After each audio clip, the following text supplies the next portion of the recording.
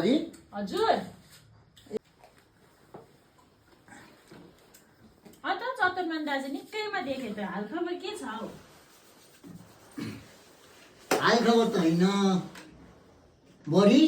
तिमी चाहिँ यसरी बसिरहौ ल घरभित्रै कामहरू गर बारीहरू खनाउन तिम्रो त्यो बुढा छ नि बुढा पासन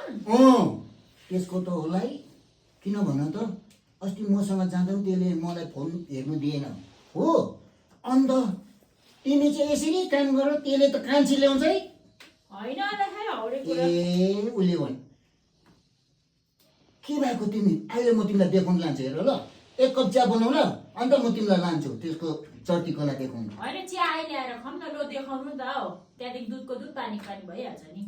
तिमी पत्ताउँदैन न पक्का पत्ताउन हिँड औ ल म देखाउँछु औ हिँड ल हिँड हिँड हिँड तिमीले पत्ताउँदैन नि हिँड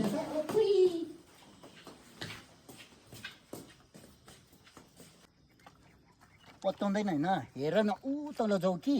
बात मार्दैछ फोनमा जाऊ हेर कोने म त आफ्नो आँखाले नदेखेर आफ्नो कानले नसुनेर विश्वास लाग्दैन है ल म हेर्छु नि यो चतुर्मान दाजुले भनेको कुरा ठिक निस्के चाहिँ म मार्छु आज चाहिँ म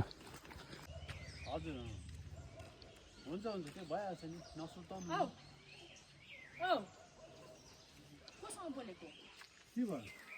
दिनरात दुःख गर्नुपर्छ तिम्रो टाउको अलिक हल्का होस् भनेर के हो पारा गाउँभरि हल्लै छ भन्दैछ त तिम्रो त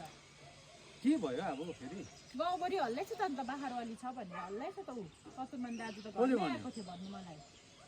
यहाँ अफिसको यहाँ म्याडमले भोलि यहाँ प्रोग्रामहरू हुँदैछ त्यसको लागि डिस्कस दिदीले गरेको पनि भन्दै थियो झन् त्यो तिमी त्यो तिमी त्यो चतुर दाजु कुरा सुनेर मसँग उयो बनाएको झन् तिम्रो टाउको हल्का छ भने कति दुःख गर्छु म तिरेको त्यो पर्खन त्यो चतुर भनेको कुरा सुनेर कतिजना घर बिग्रेको छ कि हो र तिमी त्यो मान्छेको कुरा सुनेर उयो गर्छ होइन मलाई ए त्यस्तो हो पर्ख त्यो मान्छेलाई त म कसम भोलि छोड्दिनँ यहाँ